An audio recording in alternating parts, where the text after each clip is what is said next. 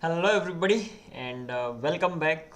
I wasn't supposed to be live right now, but here we go. I actually came live. Just a minute. This way should be fine. Let me get my device connected, mobile connected, and then I'll continue from here on. And the thing is that long time ago, it is a kind of an urgent project, I can say. I actually have to build an EdTech project, and that requires the knowledge of a tech project, as simple as that. And just a minute, I will be explaining everything else. Let me set up, get the setup ready at the rate hashtag.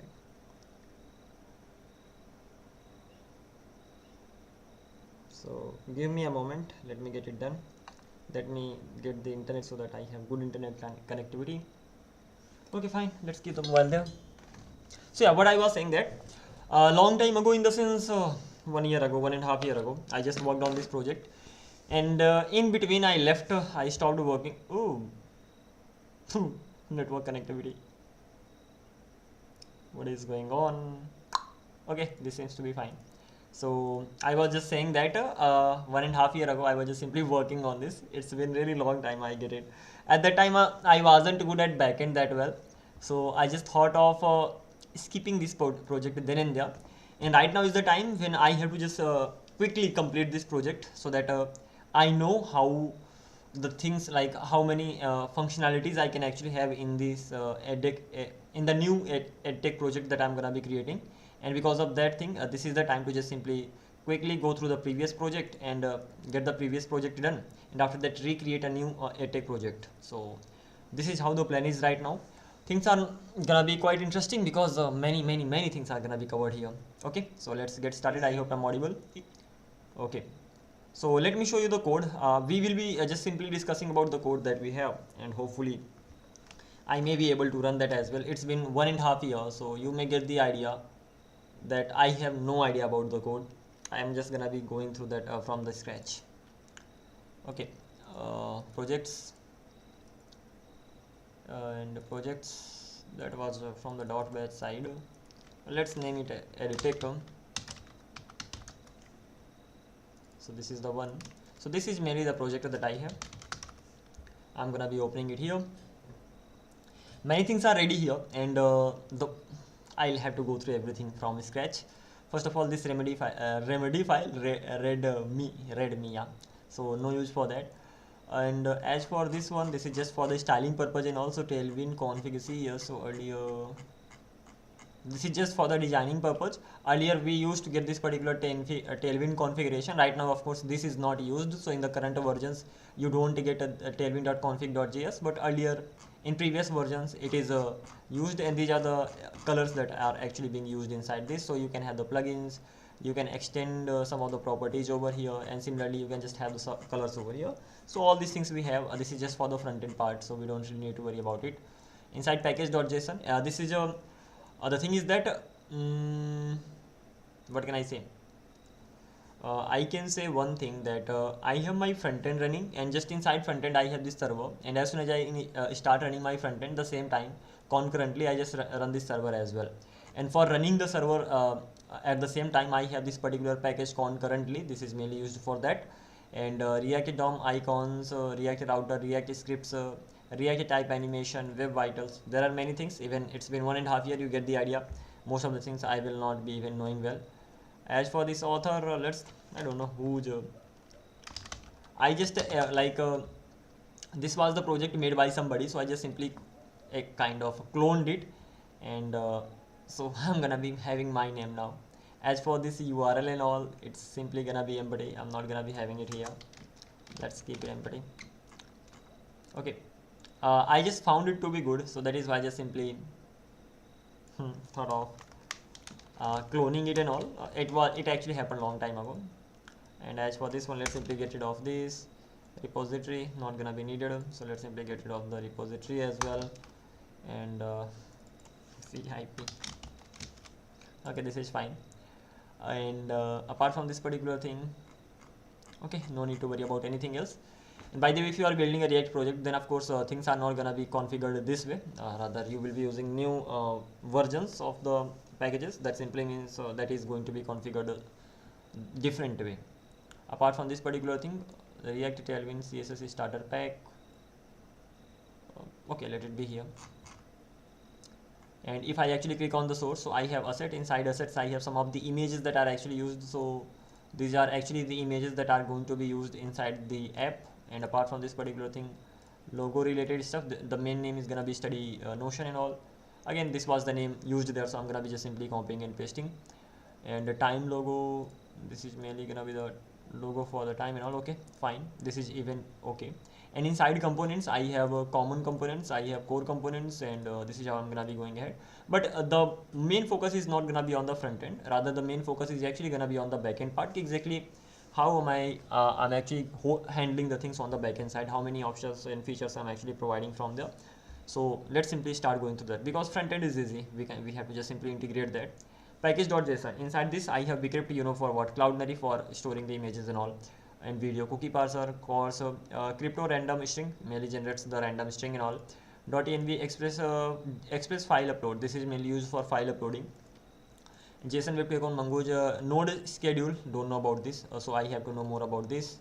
So there's gonna be a to do. I hope I can have a to do over here. Turns out I cannot. Never mind, I need to know about node schedule, exactly what it does. Node mailer, node mon, OTP generator, easy. Razorpay will be used mainly for payment and all. And React router, wow, somehow I just simply installed this here. That should not be installed. Having said that, I'm using CommonJS. If I rebuild this, I will be using ESM, but okay, CommonJS is being used over here. And for running it, a node mon is being used. Just simply run index.js file. Fine. And inside index.js file, what all I have, simple. The .key and .config, getting the port number and all, pretty much simple. Express.json, course, cookie parser. After that, course configuration. This is not enough, but okay, this is workable. Like you can have more options over here. And then you have this file upload. And what you are saying that when you are actually gonna be uploading the file, at that time, these two options are really gonna be important here. First of all, you are saying that use temp files. You are kind of enabling temporary files in the sense, whenever you get any image or you upload any image, that image is gonna be saved in a temporary file. Over here I'm even giving it the temporary files dir folder. So in this slash temp over here, it's going to be saved, and I don't really think I have that here. So whenever I run this particular project, so I will get it. So it's simply, as soon as I just upload an image, that image will be saved as temporary inside this particular folder. So that's the main use of it. Having said that, as we dig deeper into it, we will be going through the packages and all, and knowing more about all those packages and how they work. Lastly, I have these routes, and apart from this particular thing, app.get, your server is up and running. This is the check route whether it's running or not. And lastly, what am I doing? First of all, when I'm actually running this, so I'm connecting to the server. Once connected to the server, I'm connecting to the Cloudinary. Once connected to the Cloudinary, I'm just simply saying that your app is running and all. Okay. The important thing is that what am I using over here? So I'm using MongoDB for connecting thing and all. So Mongoose, MongoDB connect, get the MongoDB URL, and DB connected successfully. If failed, just simply log the message, exit it. So this is how the things go on. Okay, so this thing is clear. How about the Cloudinary? So if when it comes to the Cloudinary, so from the Cloudinary, you just simply get this object and you call config, you provide the cloud name, API key, API secret, and then that's done. So ultimately, Cloudinary connection will be ready. Now next time onwards, you can just simply save the things on the Cloudinary directly. But I would like to dig deeper into it. Cloudinary, it's gonna be quick. Like this time, I have many things to do, I know, but at least 2 to 3 hours I can give it daily. I don't know how much time I will be able to actually give to this particular project, but this needs to be done really quick, because I have to work on a project that requires this much knowledge about any course selling website. And so the sooner the better actually, but let's see how it's gonna be going on. Cloudinary.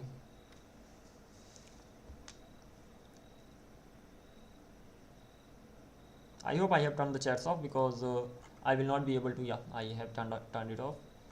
By the way, let's just select anything from here. I just work personal next. I just want to check how the Cloudinary works right now, because earlier the way that I have that used to work, but it's been really long time since I actually used the Cloudinary. So it's better to just simply go through the documentation and see the things.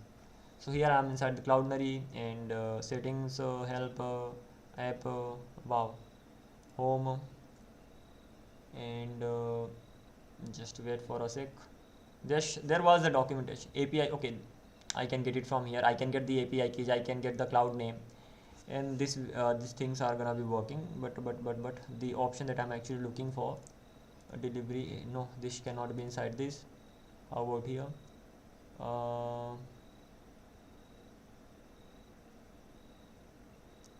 okay, transformation, not really getting that option, where the Cloudnary tells us this is how you can use Cloudnary, like kind of docs, of course.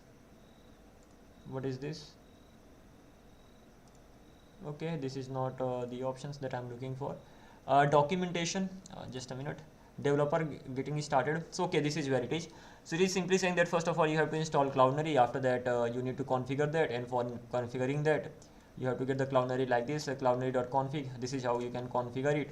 Once it is configured, then cloudnary.uploader, and this is how you can just simply upload the things. So yeah, this is the right way, and the same way we are doing the things, getting the things done here, right? We are just simply connecting it. Once everything is connected, then we can just simply call uh, uploader method on Cloudnary object, and then we can just simply upload whatever we want to upload, and things are gonna be uploaded. So yeah, it works great. So this much we've done. I just wanted to confirm, okay, that it is actually the same way or not. So listening here, and these are the routes. Again, backend is not ready yet. I still had to, because I wrote it 1.5 years ago. So I still had to add the Razor Pay integration, but let's see how that's gonna be going on. And again, I have some videos, and I was some of them earlier. I wrote some of the code earlier, and still some of it is yet to be written. But okay, let's see how it's gonna be going on. So first one is gonna be API v1 auth, user routes, profile routes, course routes, payment routes, and contact routes. These are the routes I have. Before even going through these routes, I would like to talk about the models that I have, because that's the most important part. But before even that, we have gone through Cloudnary, we have gone through Razor Pay, nope, we have gone through database. Razor Pay, we will be talking about it later, exactly how it works and all. And controllers, not gonna be talking about that much here. The important part is gonna be this model. So inside this particular model, first of all, I have my user. The user will contain the name, last name, email, password, account type. That can be actually admin, student, or instructor, because of course this is gonna be a EdTech platform, so it should be like that. And lastly, we have active. The account can actually be active or deactivated, so we need to have this approved. So user needs to be approved as well, and this needs to be approved by the admin. So uh, okay, we have it here, and we'll see how it's implemented and all. And then lastly, we have additional details, and that additional details, okay, this is where I have this profile reference. So it's like there is a profile model that I have, and inside this particular profile I have the gender, date of birth, about, and contact number. And this is pretty simple. Contact number is just gonna be string. And what am I doing here? Inside user, I'm just simply saying that inside user I will get the type is the object ID, and it will be referencing to the profile, and it is of course required true. So what will happen, this is an object, that is right, but this object is actually gonna be containing the ID of that particular profile. So when it comes to this particular profile, so this particular profile is automatically assigned an ID, and that ID will be of that particular user, and the same ID I will be saving over here. So in this particular section, that ID is gonna be saved, and using this particular ID I can just simply look for the profile whenever it is needed, of course, right? And then courses, there can be more than one courses, that is why this is an array. And apart from this particular thing, I will not store the whole detail, all the detail about the course. Rather, I will just store the IDs of the course, and that is what I'm saying. The type is gonna be the object ID. It will be referencing to the course. That means all the information is inside the course. But over here, I'm gonna be just simply saving the ID. So I will have the ID of a course, then another course, then another course. This way, I will have the IDs of many courses, and using those IDs, I can just simply get all the course information. Got a message here. Ting, ting. Okay, what is this? Okay, never mind. Let's continue. Okay, after that, image can be required. This is gonna be the profile information. That's okay. Course progress. Okay, course progress. this is again gonna be array, because you will have many courses and you will have the progress of many courses as well at the same time, and that is why it's gonna be like this. Again, if you are building on any EdTech project, you can create a the schema or the models using AI as well, and then get the stuff done. Right now it is already created, and so I'm gonna be going ahead like this.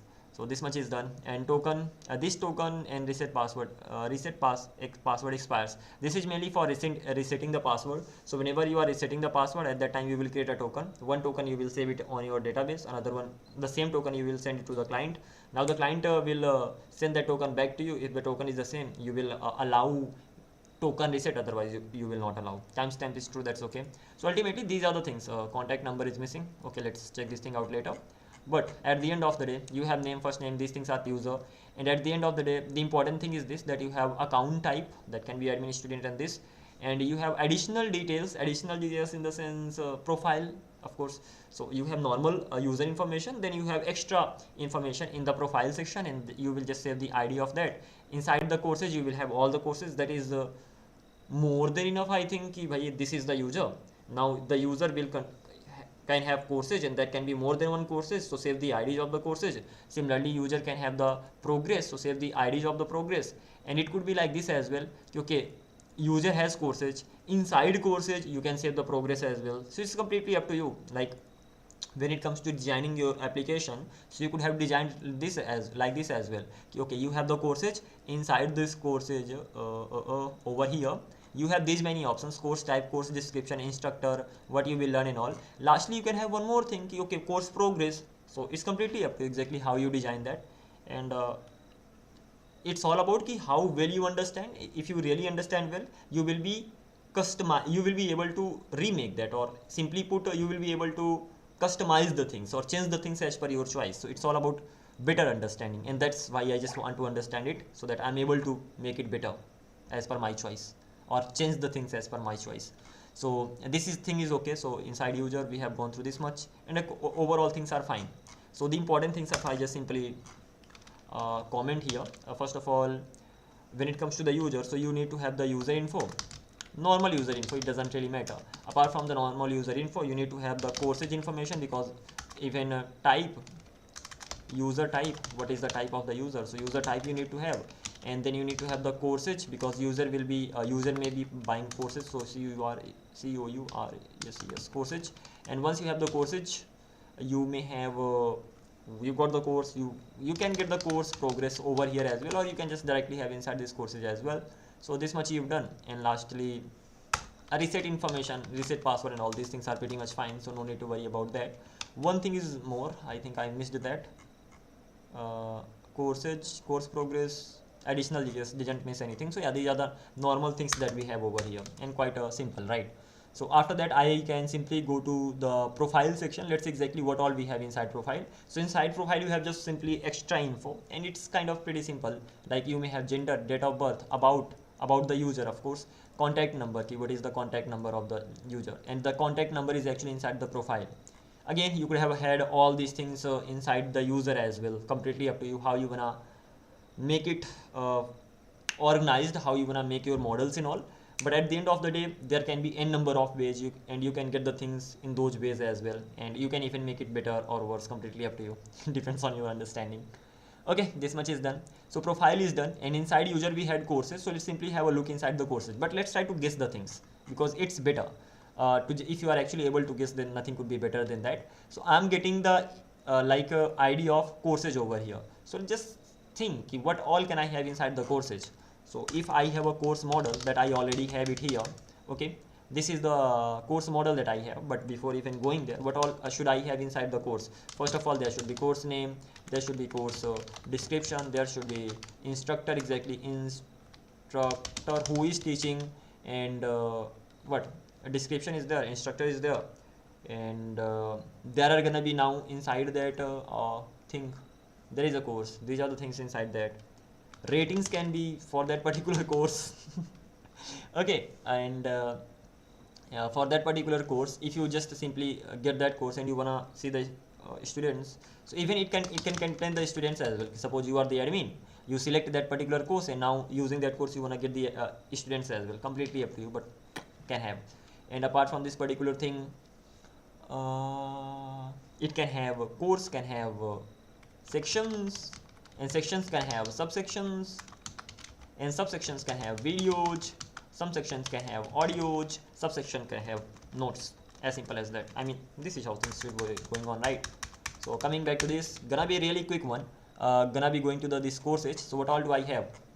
Course name, got it. Description, got it. Instructor, who is the teacher? Again, even if that is a teacher, but at the end of the day, the teacher itself is a user, and if that is a user, so I'm gonna be getting the reference variable of the user, and I mean the type is gonna be the ID, ref is gonna be user, and required is gonna be true. But instructor should be there. After all, that is a course, right? Okay. Then what you will learn?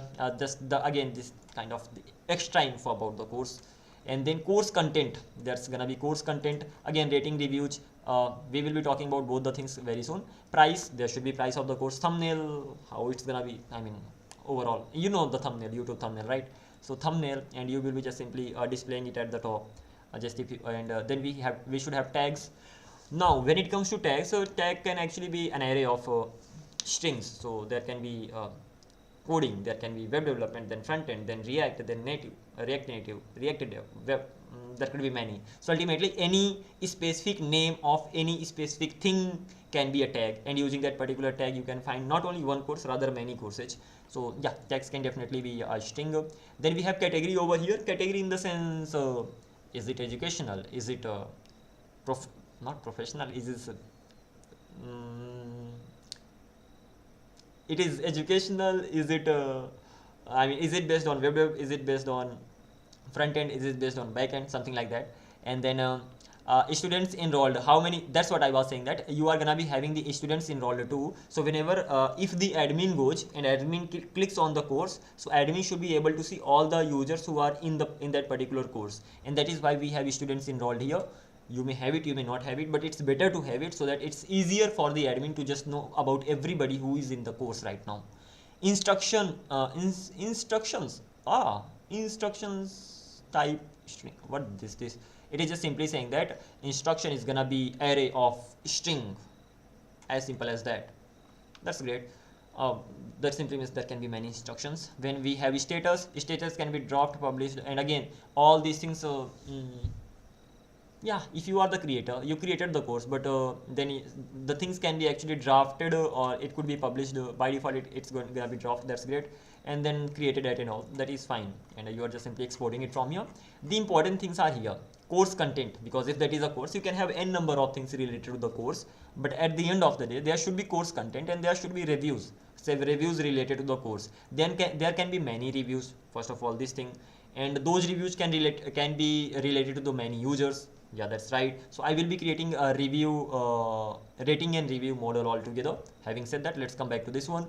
When it comes to the course content, so when it comes to the course content, so it belongs to the section. So it's like I have course, inside the course I will have section, that section will contain subsection, and this is how it just keeps going on. And when it comes to this rating and reviews, so let's first of all go to this section over here.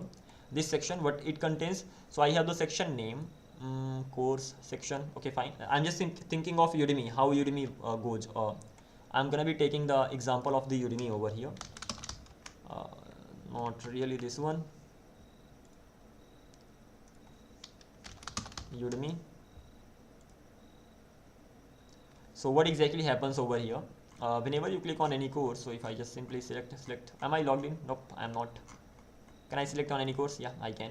So as soon as you select on the course, I need to log in, sign up with any ID. Let's go with this one. Continue.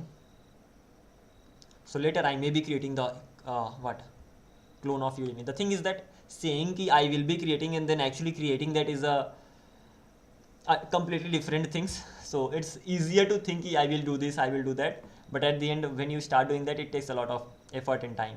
By the way, if I click on this, so as soon as I clicked on this, first of all I'm getting all the courses. If I click on the course, then what is actually happening, I got the info about the course, and just on the right side I am getting the sections here, right? So inside the course content, this is the first section, so I have sections. Inside sections I have the extra info and all. Okay, fine.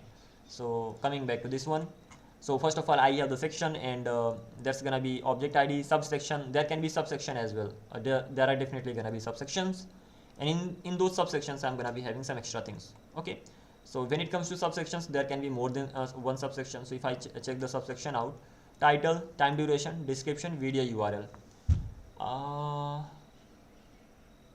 Subsection. What is the title?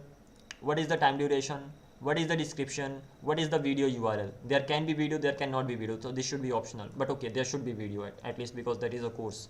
So what am I saying? Bro, first of all, I have my course related info. Once I am on that particular page where the info is being shown related to the course, then I will have join course or start the course. Then I will get lots of sections.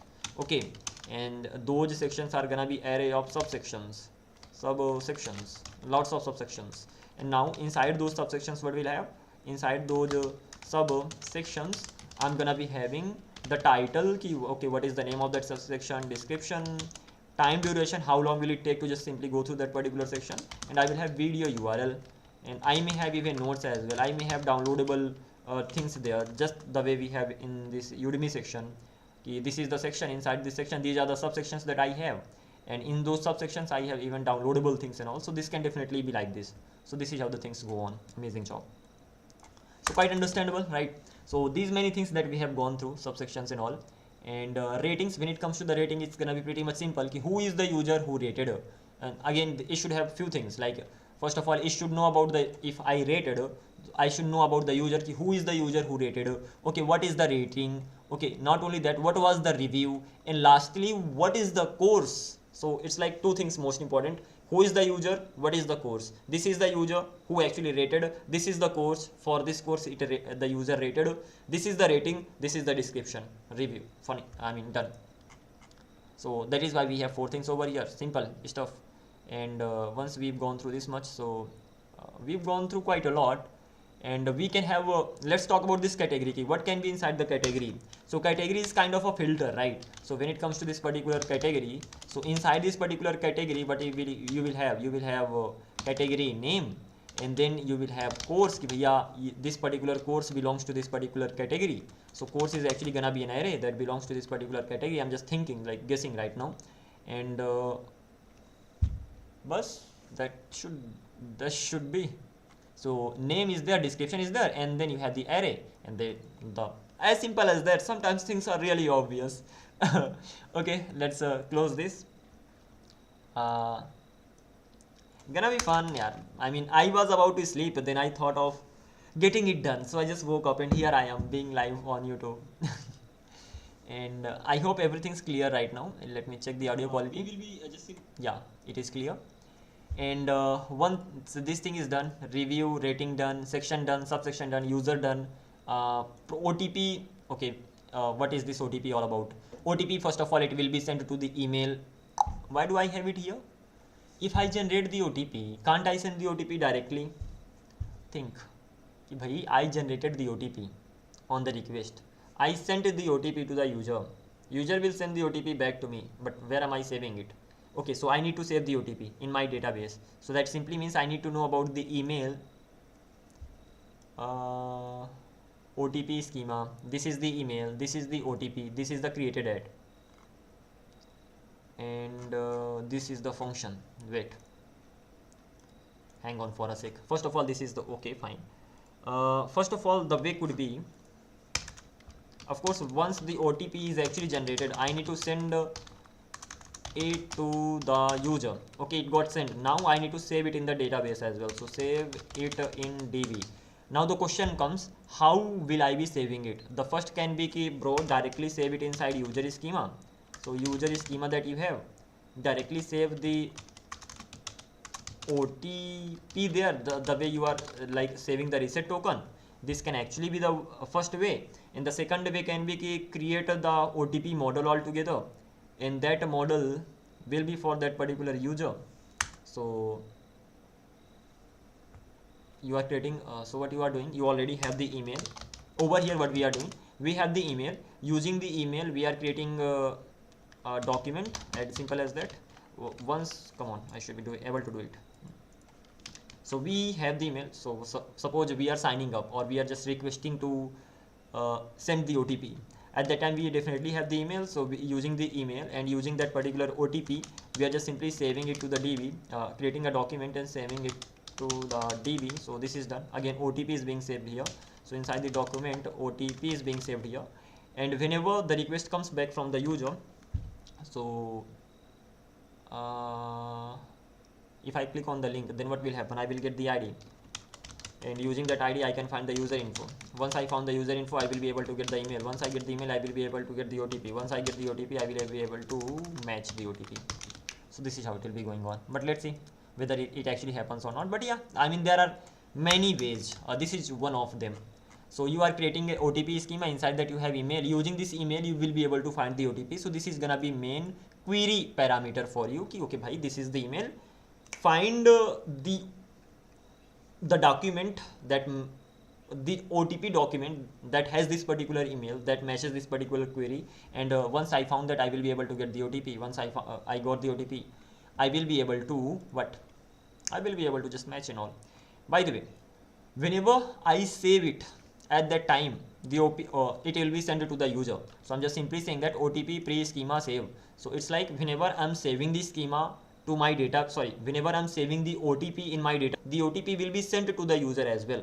How will it be sent? Because whenever I'm saving it, so I'm saving it with the email and OTP. So this email will be responsible for sending the OTP back to the user. So using to this particular email, this particular OTP will be sent. So I'm just simply saying this is the pre-middleware. If you know Mongoose, so you should know it. So it just simply says that as soon as you save it, before getting even saved, this email will be sent. Okay, so pre means it will happen before even saving. And new document saved to the database, and this dot new, it is just simply saying that if this is a new document, so is new stands for new only. So if that is a new document, in that case send verification email. This is a function. What it does, it gets the email, it gets the OTP, and that's it. And then you call next. What happens inside this? You are gonna be using mail trap. You are gonna be just simply sending an email to the user, to this particular user, with this particular OTP. So let's even check whether it is actually happening or not. So I'm using mail sender over here, and this mail sender, you are gonna be getting it from this is a function, and mail sender utilities and all. And right now I think I will be using two things, mail trap and node mailer. These are the two things that are gonna be using for sending the mails. By the way, this mail sender is just a utility function that I have. So if I click on this, so what am I doing over here?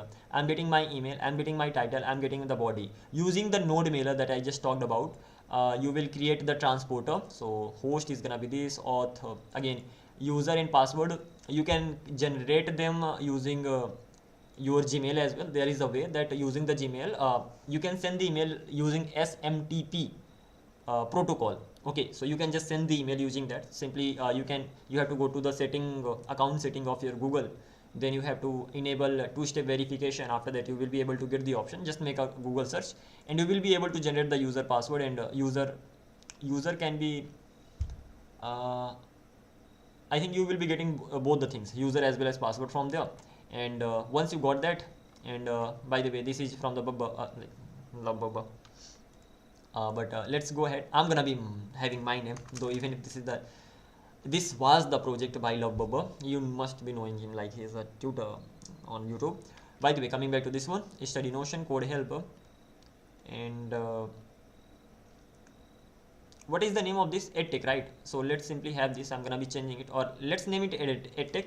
But I'm gonna be having my name, VIP. VIP is the short form. Okay, and IP and to title body, and I'm just gonna be calling this particular method on transporter, and once it is called, that's it, done. Ultimately it will be sent. So forget about exactly what is happening inside mail sender. Whenever I provide my email and I provide the title and I provide the email template, again this email template is just an HTML template that I'm generating. So normal HTML gets the OTP, and normal things are here. It's pretty simple. If you are actually using React, it's even far easier. There are so many libraries, but okay, never mind. Coming back to, I'm using React here, right? There are libraries that are mainly that are created specifically for creating the templates and all, so you don't need to worry about it. You can just simply use those libraries, and ultimately this is going to be sent. So this is what it is doing. No need to worry about it. Pretty much simple. So whenever I call this send a verification email, so to this particular email, this particular OTP will be sent. Now when the OTP has actually been sent, after that you will be copying that OTP, pasting it here, and once the OTP has been pasted, then you will be matching the OTP key, okay, whether the OTP is right or not. Okay, this much is done. So OTP section is done, profile is done, rating review is done, course progress. Course progress, what should we have category, done with the category. Course, we have done the course section as well. Last model we have course progress. What should we have inside this? Course progress should contain the name of the course. So it should contain the ID of the course, and then it should contain the progress. How will it contain the progress? It's gonna be dependent, but it should be kind of number, if I'm not wrong. Like I can have a number from 0 to 100, and I can just simply on the basis of the number of things, number of videos the user has watched, I can just simply calculate the percentage and all. But let's see how it's done here. So course progress, course ID it has, definitely it has. User ID, this is the user who belongs to this particular course. And completed videos, so it has the number of completed videos. Again I said you can count the number, you can calculate the percentage, and done. By the way, completed videos, inside this you have the completed videos subsection, because simply said subsection is gonna be containing the video. So if you actually remembered here, so we have the course, course, as we have the course, inside the course we have sections actually, and inside those sections we have subsections, and those subsections are the ones that contain what? That actually contain title, description, of course, of the video, notes maybe if you provide, downloadable links, whatever you provide, some extra things, but ultimately they are gonna be containing. So if you have watched that, ultimately that subsection is gonna be completed. So you are gonna be just simply adding it over here inside the course progress. So it's like altogether you are creating a new section, like a new model. And again, when it comes to this particular course progress, you could have had it inside this as well. Inside course, I have course content, I have this is the course content, this is the rating and reviews. Okay, let's do one thing here. I will have one more thing, course progress, completely up to you. And when it comes to this course, come on yaar, COUR course progress, and okay, type, this is again gonna be an object, an array. And once this is an array, inside this what will I be doing? Inside this I will have type. Type is gonna be mongoose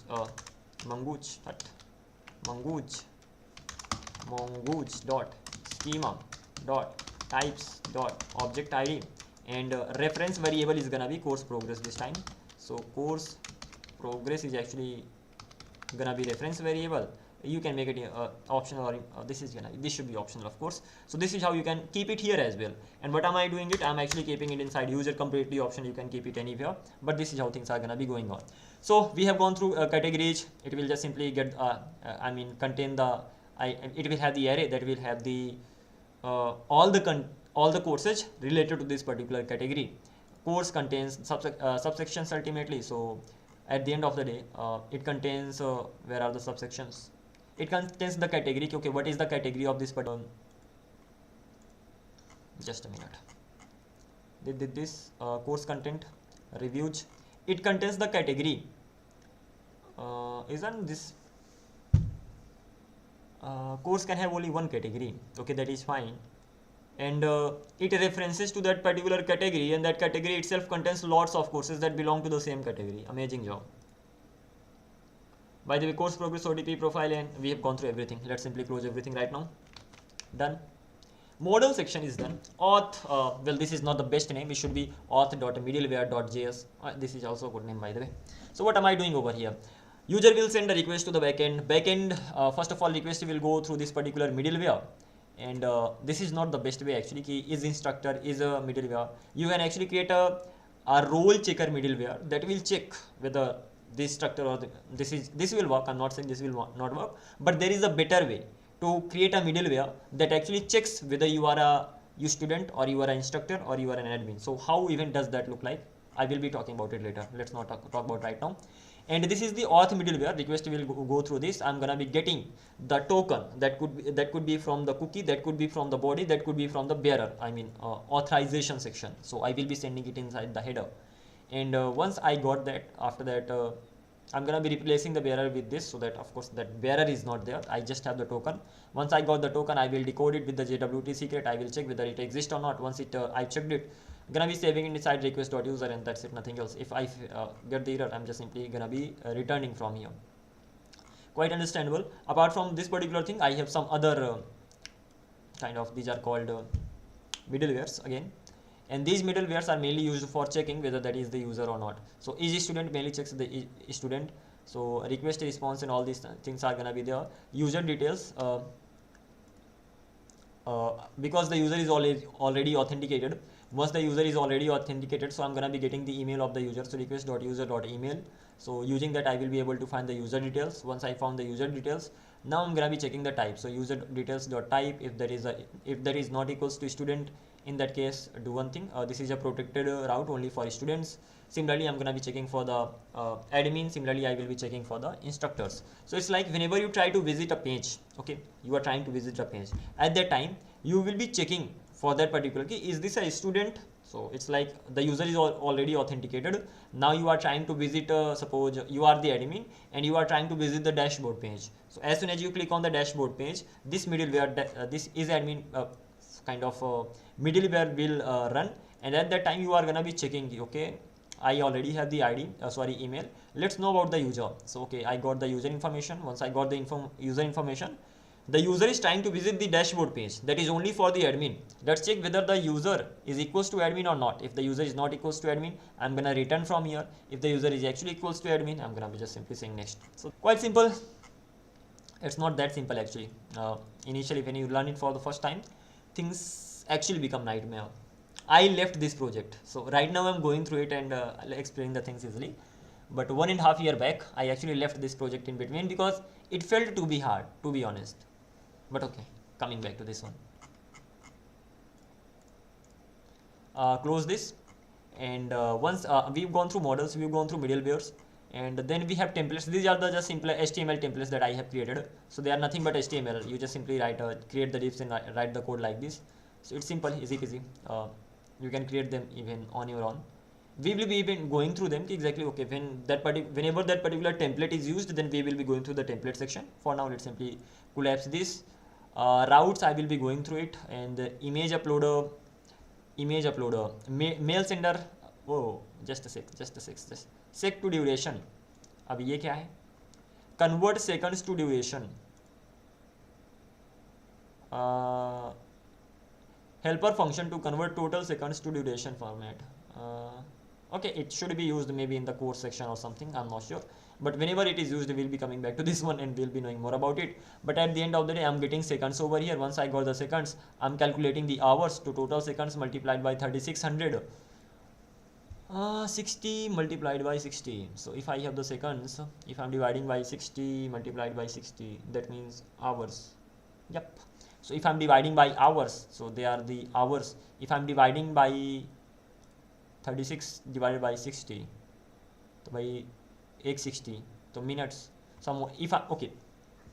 I have total seconds. If I'm dividing them by hours, so I will get the hours. If I'm dividing them by seconds, then what? I will get the minutes. I need to go through it. Well. But ultimately what happens, you get the seconds and you convert those seconds into hours, minutes and seconds. Once you have converted them, you just simply return from here. As simple as that. I hope you got that. Even I didn't understand this logic. So module is being used over here. So this is kind of a mathematical part. So I will have to just simply check it in action, exactly how it works and all, and then I will understand. Okay, for now let's simply skip this.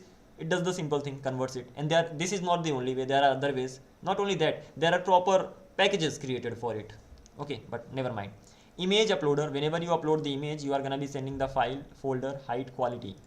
So options is gonna be folder. So inside the option you will have the folder name. If the height exists, you will be having the height. If the quality exists, you will be having the quality.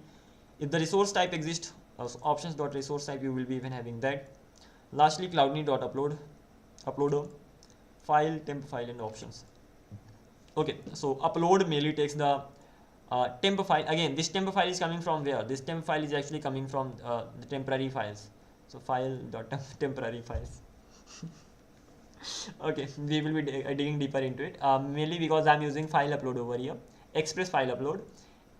If I'm not wrong, that actually provides the file, and inside that we have temporary files. We will be digging deeper into it, but yeah, we will get the file here. And as for the options, options contain the folder. Okay, what is the folder where it should be saved on Cloudinary? What is should be the height? What should be the quality and all this thing? This is how it just simply goes on. So done. Utilities are done. Routes we have to go through, and controllers we actually have to go through. This is the most important part, and apart from this thing, everything else is fine. So let's simply start going through this index. It's time to start going through these routes. Once I'm going through these routes, so first of all, let's talk about the user routes. What all is the user doing? So user will have authentication routes, user will have reset password routes, and user can have many more things. Okay, user should be able to log in. Fine. User should be, I like it actually. Okay, by the way, user should have a login. User should be able to log in, sign up, send OTP. OTP is going to be required whenever you are signing up. So it's like you entered your email, and after that, as soon as you entered your email, an OTP will be generated. And once the OTP is actually generated, just in the background it will happen. So you entered your email, you clicked on next, so an OTP will be generated. It will be saved in the database, and the same OTP will be sent to your email. Now you have to copy that OTP. You have to paste the OTP here on the form itself when you are signing up. And at that time, if the OTP actually matches, you will be able to sign up. You will be able to sign up. Otherwise, you will have to resend the OTP again. So it just goes on like this. I mean, you must have done it 1,000 times. Okay, coming back 1,000 times in the sense you may have done it while just visiting the websites, right? Because this is quite common. Send OTP is done. Change password. When I'm changing the password, at that time I need to be authenticated, and if I'm authenticated, I can just simply change the password, create a new one.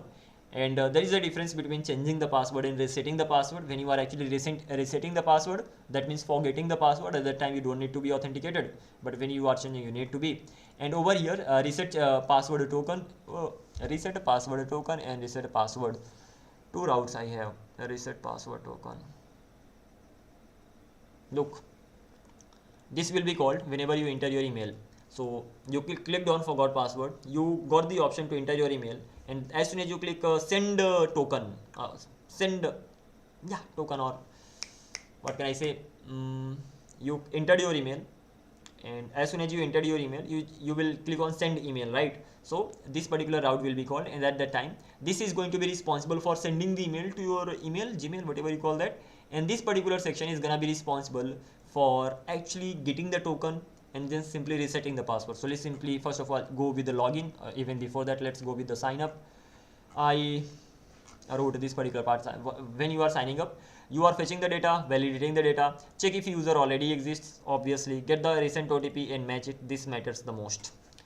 When you are actually signing up, at the time you will enter the email. After entering the email, you will automatically get the OTP in your Gmail, because as soon as the email is saved, you will get the OTP, and at that time you have to just simply get it and match it. Create profile with the null values in advance, up to you, or later. It's like we have profile, this is the profile section.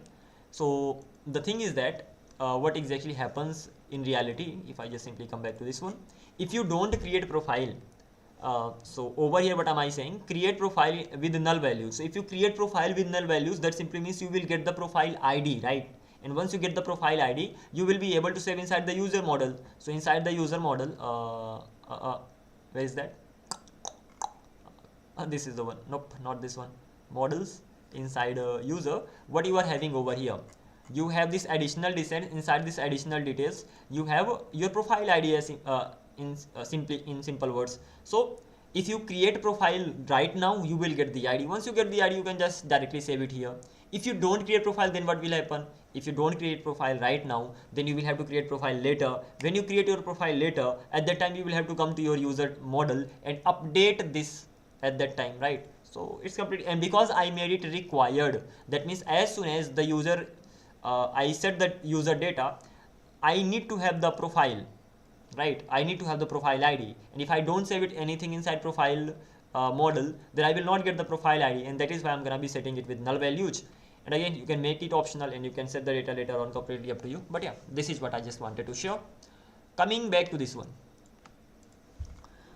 So this much is done. Hash password. Hash password. Okay, gonna be saving it in the database. Save the user DB. Return the response, and that is it. So by the way, fetch data from request.body. So this is how I'm just simply fetching the data. So first name, last name, email, password, confirm password, account type, contact number, OTP. Hang on for a sec. Before that, before even this thing, send OTP will be triggered. Before even you sign up, before even this particular sign up controller or sign up function runs, what will be running? This will be running, send OTP. Because what will you do? On the sign up page, you will enter your email. Enter. अरे रुक जा भाई, किधर जा रहा? Enter your email, and when you enter your email, you will click on send validation OTP, or it could name could be anything, but send OTP to your email. You will be sending that. Then once you send that, you will be getting the OTP. Then you will be entering the OTP. So once you enter the right OTP, matching will happen. Once the matching actually happens and OTP is actually right, after that you can just simply, by the way, matching already happens inside this sign up. So if you go to the sign up, you get your OTP here as well. So आइला किधर गया? इधर है. हाँ, तो you get the OTP here as well. How are you getting the OTP? Because as soon as you entered your email, you sent an OTP to your Gmail, you copied the OTP and pasted here. Right now, you will not only have your email, you will have the OTP, and this is the OTP that actually got sent to your Gmail. You copied and pasted it here, and now this OTP will be matched to the OTP that is already saved in your database, because you did that when you just simply sent the OTP. Whenever you are sending the OTP gets saved in the database automatically. So if I actually save it, show it here. So whenever you save it in the database, at that time it automatically gets sent to the to the user. And not only that, and when it comes to this OTP, this particular send OTP, so what will you be doing in this particular controller? Send OTP, that simply means create a OTP. Okay, OTP got created. What is the next thing? Save it in the DB with the email. That is done as well. What is the next thing? Send nothing. Create it, save it in the database. Once it is saved in the database, it will automatically be sent to the user. So let's check this thing out first of all. So inside this, what am I doing? Okay, I'm getting my email because that's the only thing I will have.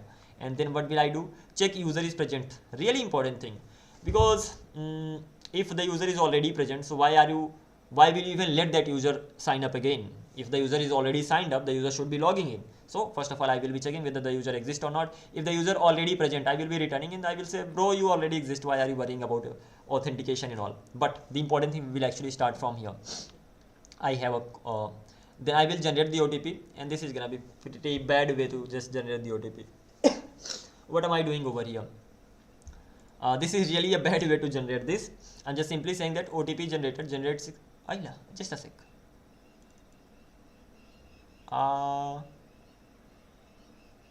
I think I'm using what am I using? I'm using a function, package, OTP generator package I'm using here. So firstly, okay, first of all, let's simply go through this comment. I wrote it earlier. Not at all a good way. Not at all a good way. Better use npm package, replace it in future. In real system, instead of guaranteeing uniqueness, it's often better to allow reuse for old expired OTPs. Yeah, that's right. And simply store newer OTPs per email or user, otherwise performance may degrade with many interest. Understandable. But what is actually happening over here? I have this OTP generated package, and this just simply generates. It is simply taking, okay, six digits should be there in the OTP. Uppercase false, lowercase false, special character false. There should be only numbers. Okay, that's simple. It will give me the OTP. But before even that, I have the OTP, that is fine, but I will have to check whether this OTP already exists in my database or not, because if it already exists, that means this is not unique. If this is not unique, then what is the use of being one-time password OTP? Okay, so first of all, I will get the OTP from here. Then I'm gonna be checking. What am I gonna be checking? OTP.find OTP. I will be checking whether do I have this OTP saved in my database already or not, because if I have, then I need to generate a new one, because every time there should be a new OTP sent to the user. So I'm gonna be checking if the result is actually true. Okay, I do have some document containing this particular OTP. I will be creating it again, and then I will be checking it again. And this while loop will keep running until the value of this result actually becomes undefined or null, and when this loop ends, then you can just simply go ahead. Again, this is not the good way. What you can do, you can actually have an OTP generator that actually generates unique OTPs every time, or you can have a token generated. OTP is fine, but there can be a better way. There can be a better package that is mainly responsible for generating the unique OTPs every time. How can it generate the unique OTPs every time? It can make sure that if the OTP got generated once, it's not gonna be generated again, or maybe whatever you are doing over here, the same thing you will be doing over there as well. But I'm not sure even such a package exists, and in that case, whatever you are doing, even this is fine, because most of the time what will happen, the OTP that you generated, there is high chance that the new OTP will not be the similar to the old one, so this while loop will not be running over and over, and even if runs once or twice, that doesn't matter. And one more thing, once the OTP got generated, okay, you saved it in the database. Whenever we match the OTP, we sign up, we will be removing the previous OTP as well. So in this way, what will happen? We are not really saving a lot of not needed OTPs in our backend, and because of this thing, most of the time this OTP generated is going to be unique, and then this loop will not be running quite a lot of time. Fine.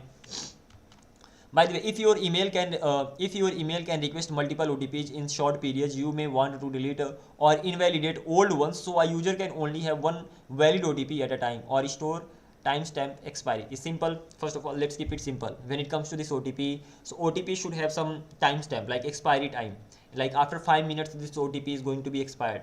Not only that, if you are actually resending it, you are resending a new OTP. So just make sure whenever you are resending a new OTP, at that time delete the previous one. Simple. Okay. Having said that, I think this is not being implemented over here. So send OTP in the sense I will be sending the OTP here. Am I checking it? I have the email. I'm gonna be checking the user. Okay, I checked the user, and I'm directly generating the OTP over here. What should I be doing? Ki bhaiya check for the OTP as well. Ki OTP already exists for this particular email or not. If it does, then remove that. Okay. So what will I be doing? It's like I'm gonna be having a to-do here. To-do is gonna be check for the this one. Yeah, check for the OTP if that already exists. In that case,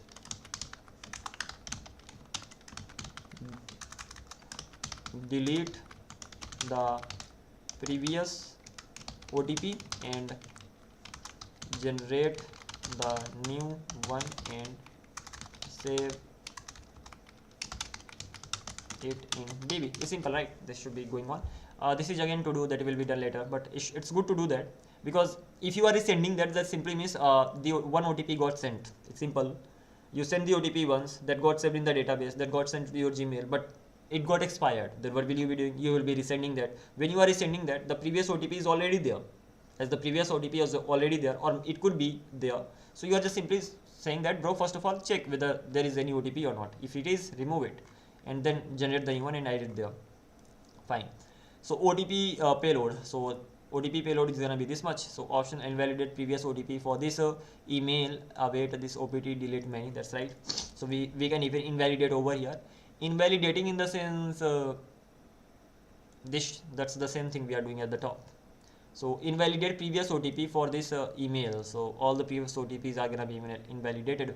So I'm gonna be just simply deleting it. That's the same command I actually need to run at the top. That's it. Just a minute.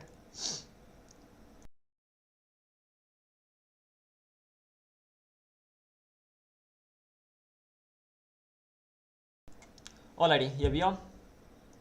What time is it? आइला 12:30. चलता है यार कभी कभी इसको तो हम करेंगे. Okay, so coming back to this one, I will be generating the OTP.create payload. What is this? OTP.create. Okay, OTP is going to be created. Ultimately, it will be saved in the database. So it is gonna be an entry to the database. It will be saved automatically once it is saved. I'm gonna be sending this OTP back to the user. So OTP sent successfully. Keep it only for the testing and development, never for production. That is right. And that's it, done.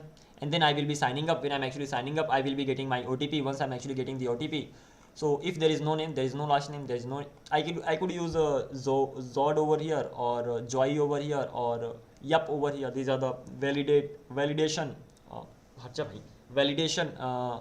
There was a flying bug, something. I was just asking it to be away.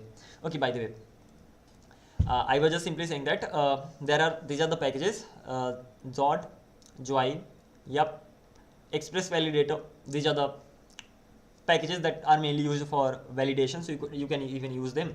And over here we are just directly checking ki, okay, does it exist, does it exist, does it exist. If none of I mean any value does not exist, in that case simply say that all the fields are required. Okay, fine. Once all the fields are there, then I will be checking the password ki, okay, confirm password whether they are equal or not. Once this is done, then I will be checking the email ki, okay, there is the user already exist or not. If the user already exists, then do not sign up, return it. And once it is done, then I will be checking the OTP. Okay, fields are great, password is the great, even user does not exist, then check the OTP whether the OTP entered that is the right or not. So await OTP, find, I'm gonna be finding the recent OTP, sort, it will be just simply getting it, sorting in the sense the current OTP, the most recent OTP that I actually sent. So I'm gonna be sorting it using created at -1, in the sense sort it in the decreasing manner.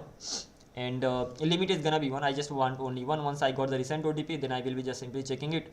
Recent OTP dot length, if that's equals to 0, in that case return OTP not found. Yeah, obviously OTP not found.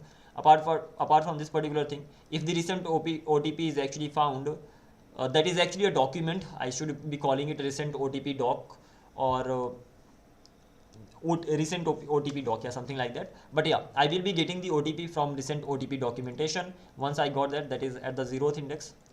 Recent OTP, find, when it comes to this particular find, come on here, I could have used find one over here. I can go on like this as well. If I'm actually going on like this, I will not have to just even enter this, but in this way it will not be able to sorting will not work, nothing will work. Yeah, it's good to use find. Sorry.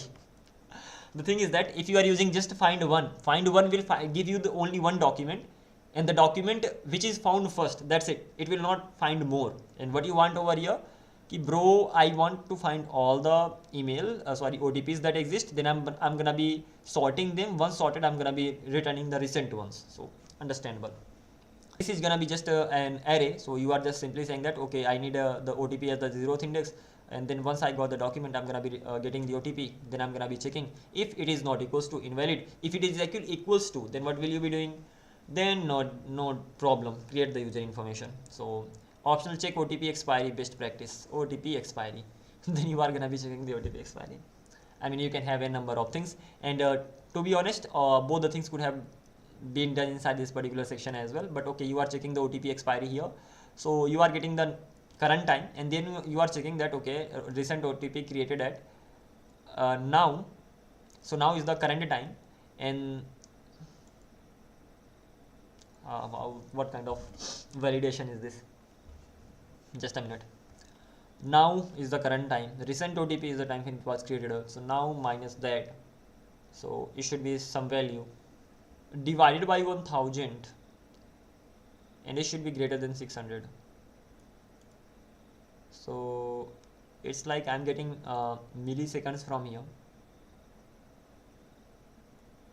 and I'm dividing them by milliseconds. So I'm getting seconds. Simple.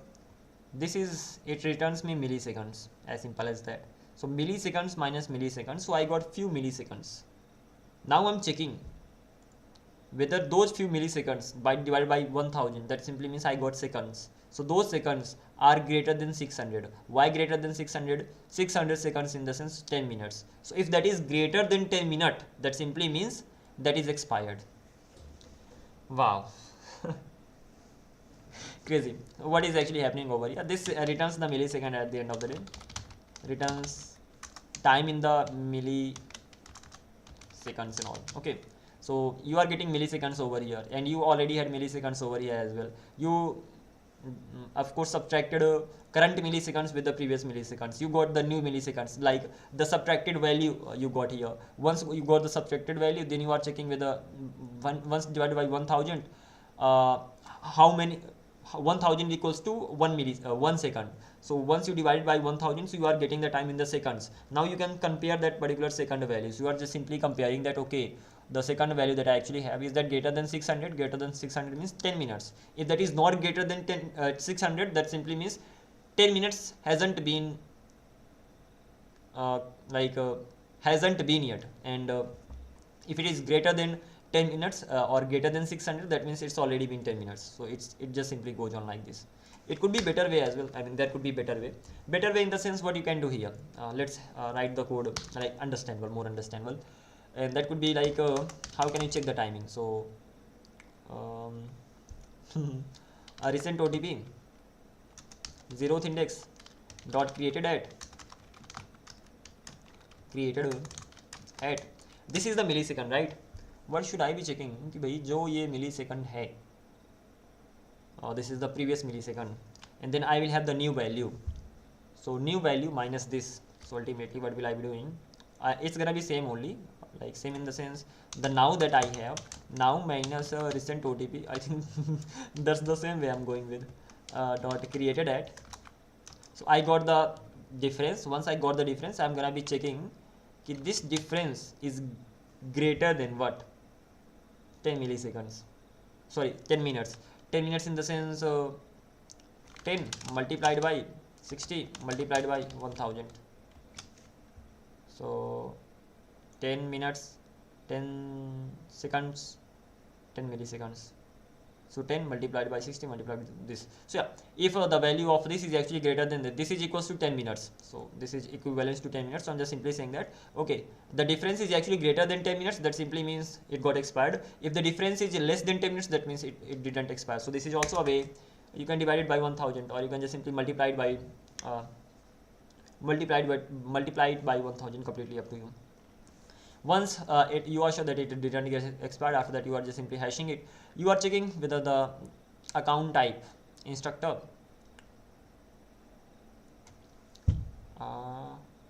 false, otherwise true. The thing is simple. If you are the instructor, you needs to be approved.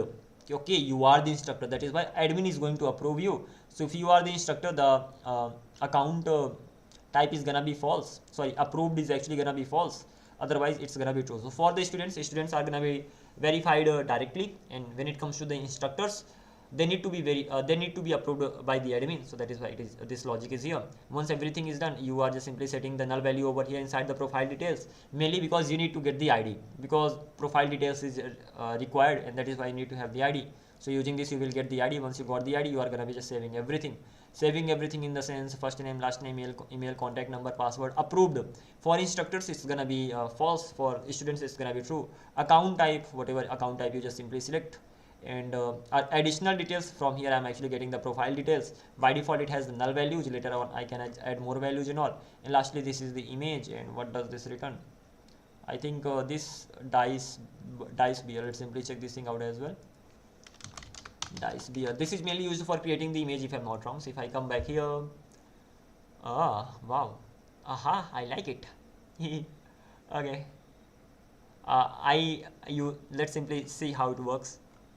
So it is just simply saying that, okay, style, what should be the style? Adventure, seed is gonna be flicks.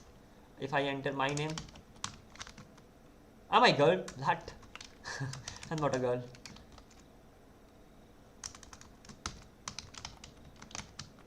It doesn't create based on the names. Okay, never mind. So what can I do? Let's go through the documentation. It's a good one. You can create the characters as per your name.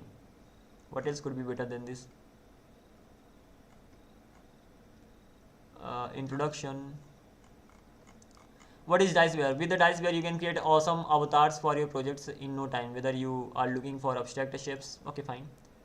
How to use HTTP API, JS library, this. Then what you want? A few examples. This way or this way, or this way or this way. Oh my God, these ones looks good. By the way, SVG, PNG or JPG. I'm gonna be going with SVG.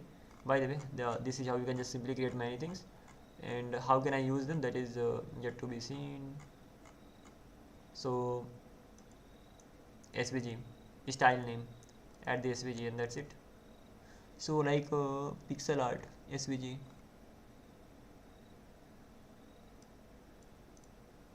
Wow.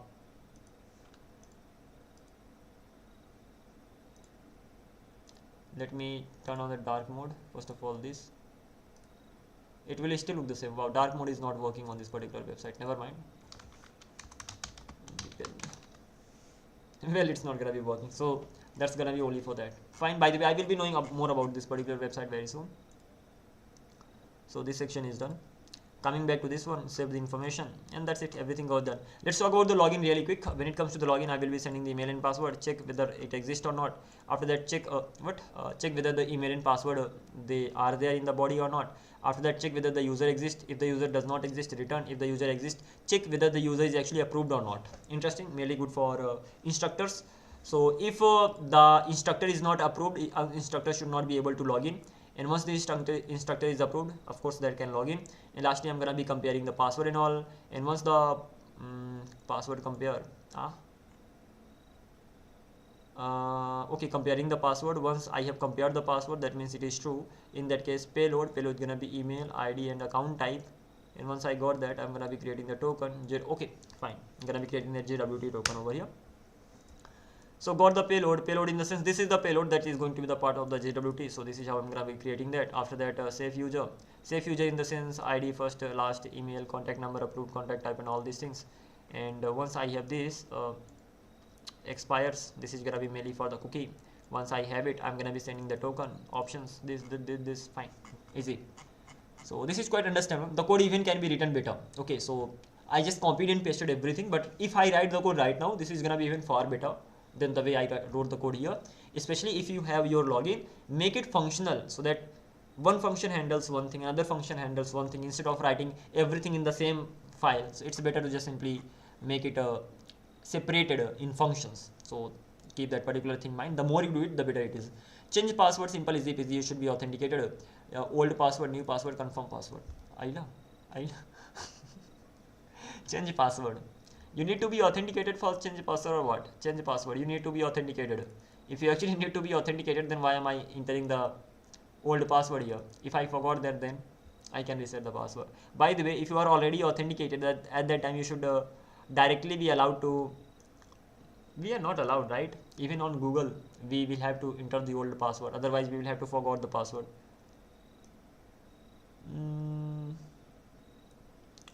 It's completely up to you. You can directly allow the user, or you can just allow the user to enter the old password. Then you will do nothing. First of all, you will find the user using the user ID key. Okay, you are authenticated. So let me find you exist or not. Once it is done, then you will be matching the password, whether the password is actually correct or not. Once the password is matched, old password and user password is password correct, you match the password, then you enter the new password. You will be confirming whether they are equal or not. Once that is done, you will be hashing the password, and once it is hashed, you will be saving it in the database, and you are just simply returning the new in the sense ki, okay, I want to update the password, but the result that I get, there should be the new value that I updated. Okay, and then you will be just informing the others, email failed. Okay, like you will be informing the user ki your email has been updated and all. So you will be using mail sender, user details email, password, your account has been updated, and this is gonna be password updated HTML file that I'm sending.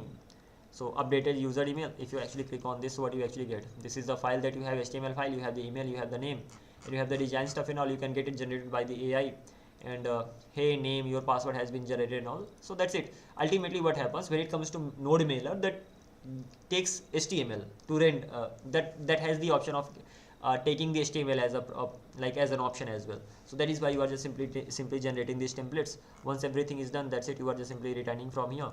And if for some reason if it failed, so email failed, so if for some reason if it failed, so you will be what will you be saying? You will be informing the user, okay, login is your password has changed, updated successfully, but maybe email notification could not be sent. So this is also fine, not a problem. So the logic is not that hard, yaar. I mean, it's simple, right? We can rewrite it. Click on sign up. So overall, sign up is done, login is done, change password is done, and this send OTP is done as well.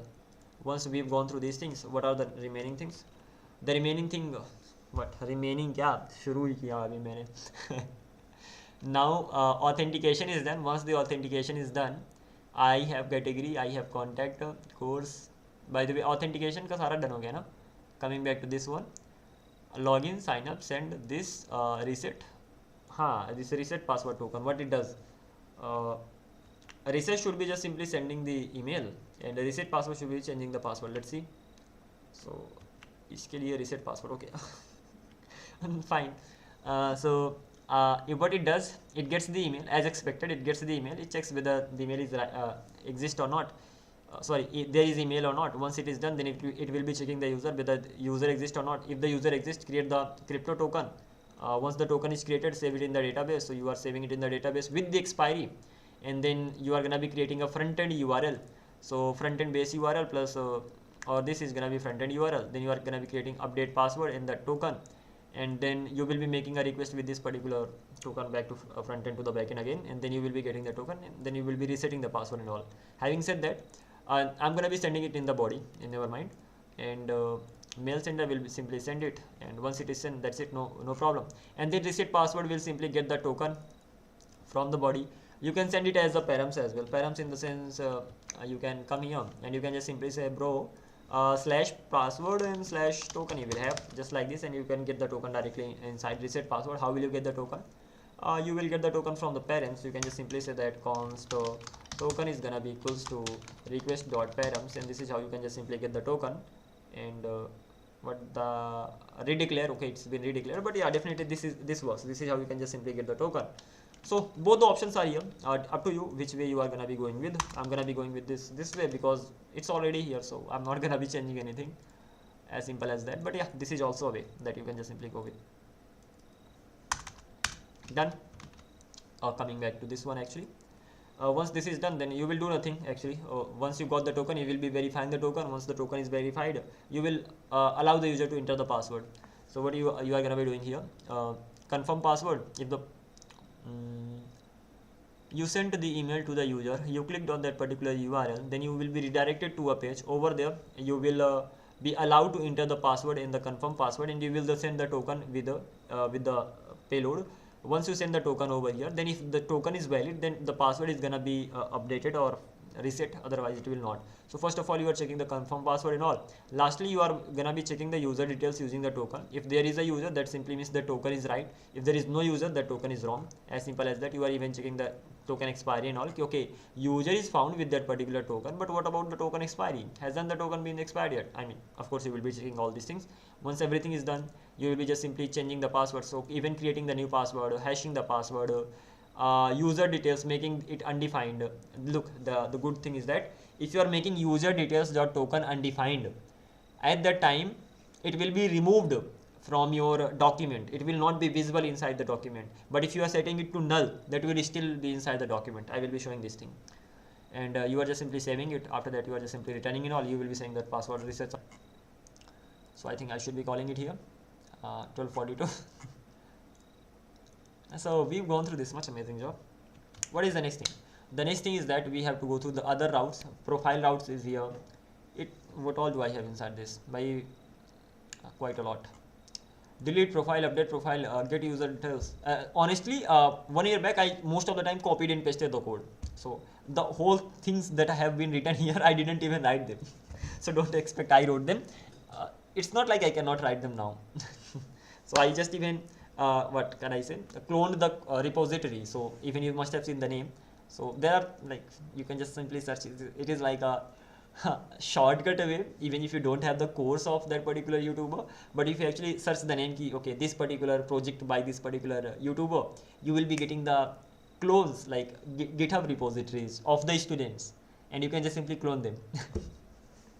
And if you actually understand how it works and all, so at that time you can even do that. So suppose I'm not gonna be doing it. This is not, I don't know whether this is ethical or not, but it's simple. If you want to build any project that has been made by some user, like YouTuber, and that is a paid course, so you can just simply search the project name, and it is sure that somebody or the other created that project. That means a student of that particular course.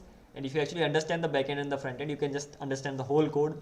And I mean, that's the same way I got this, by the way. Okay, let's continue. So I have a deleted profile, update profile, get user. So this should be only for the user, so that's fine. And get enrolled courses, update display. Okay, interesting. So this is all gonna be inside a user profile section. So user should be able to delete the profile, user should be able to update the profile, user should be able to get user details, user should be able to enroll the courses, update the display picture and all. I mean, user should be able to do all these things. Ultimately, this is what we'll be doing inside this. And the remaining things I should be just getting them done tomorrow. Course, payment, contacts, because I have to wake up at 6 o'clock. People will wake me up even if I want to wake up or not. So it's time to just simply call it. I'm gonna be catching up tomorrow now. Thank you very much everybody for being here, means a lot. It's time to catch up tomorrow. And as for this project, we will be getting it done really quickly, really quick. Ultimately in a week or so, a week. Yeah, this much amount of time should be enough for getting this particular project done, backend as well as front end, because most of the things are already ready. And after that, I will recreate a project that contains don't know what all. Look, if you are actually creating what can be added here, if you are actually creating any EdTech project, so these normal things should be there. Okay, there should be user, there should be instructor, there should be admin. Okay, and instructor should be able to create the courses, then students should be able to buy the courses. What else? The extra thing can be ki instructor should be able to take the live classes. You can use WebRTC. Of course you can, can't you? So you can use the functionality of WebRTC. So instructor should be able to schedule the live classes. Then the instructor should be able to take the live classes. Not only that, students, they should be able to create groups, study groups. Over there they should be able to chat with each other regarding the particular topics. Not only that, if there is any problem, they should be able to make video calls like Zoom or Google Meet. Over there few students are gonna be connecting and they will be talking about those topics only. Apart from this particular thing, so if allowed, students should be able to make calls to the direct teacher, and teacher should be able to make the calls to the students or the admin. So this could also be the one. You can use Socket.io or WebSocket for sending the messages and all. And once all these things got done, you can even create the app. And that is why I'm learning React Native nowadays. So whenever I create any application, like the course application and all, so whatever application I create, whether that is a website, EdTech website, or just a Zoom clone and all, I'm gonna be working on the app as well. So I need to have the knowledge of both the things, so that at the same time I can create both of them. Because at the end of the day, you will be having the same backend. Okay, backend is gonna be the same. Only the interface. Suppose for the website you are using React Native. अरे भाई क्या कहते हैं उसे? React.js, and for Android you will be using React Native. Again, React.js and React Native, both of them are more than 80% same. ज़्यादा बोल दिया 60% same, because at the end of the day the base is the same, the logic is the same, the way you write the code, that is the same. The elements changes and the UI, how you add the style. So there are two things that I have learned so far. First of all, element is gonna be changing, so you will not be using div and all. And then you how you style the components, because Tailwind CSS is not for React Native. Tailwind CSS is only for web development. So how you style the components, that changes. And there could be some more things. I have just started learning it, so far I have only got this much. And there can be some other things, how you get the media and all. So how you actually access the window. Window is only for website. So how you actually access some properties, base properties for Android and all. That is something I'm yet to learn. And as I keep learning, I will be just simply sharing the learnings with you guys. And this is how things are gonna be going ahead. As for right now, I should be just simply calling it right here. Thanks a lot. I'm gonna be catching up soon. Bye bye. Take care and see you.